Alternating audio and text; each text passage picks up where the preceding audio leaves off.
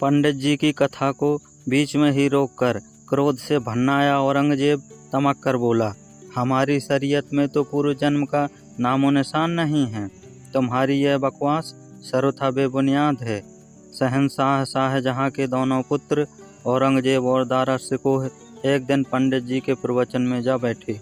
पंडित जी कह रहे थे कि मनुष्य का पूर्व जन्म होता है और नेत्रों से अंधे सूरदास जी सभी का पूर्व जन्म देख सकते हैं।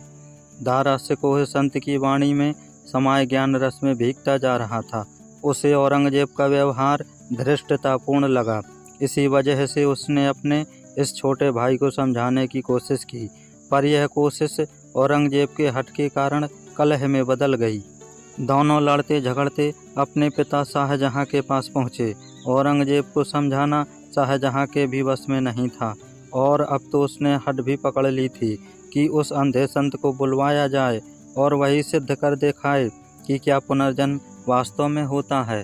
शाहजहां के मन में भी उत्सुकता थी, अतः संत को सम्मान सहित बुलवाया गया।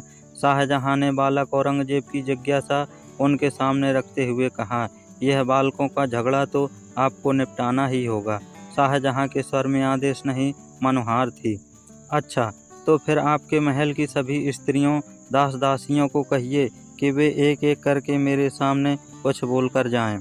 शाहजहां ने सबको बुलवाकर कतार में खड़ा कर दिया और हुक्म दिया कि वे एक एक करके आएं और संत बाबा से सलाम कहकर इनके सामने से जाएं।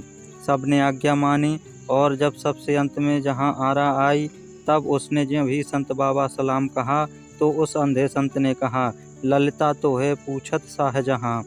तो जहां आरा के मुख से निकला, उद्धव तुम हो, कृष्ण कहाँ? और वह मूर्छित हो गई। एक दूसरे ने एक दूसरे का पूर्व जन्म कह सुनाया। संत ने शाहजहां को बताया कि पूर्व जन्म में यह कृष्ण सखी ललिता थी और मैं कृष्ण सखा उद्धव।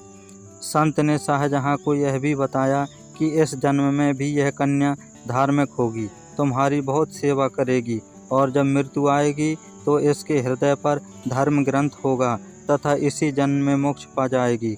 संत सूरदास के इस प्रमाणिक कथन पर शाहजहां के परिवार को मानना पड़ा कि पुनर्जन्म एवं पूर्व जन्म आश्चर्यजनक लगते हुए भी पूर्णतया सत्य हैं।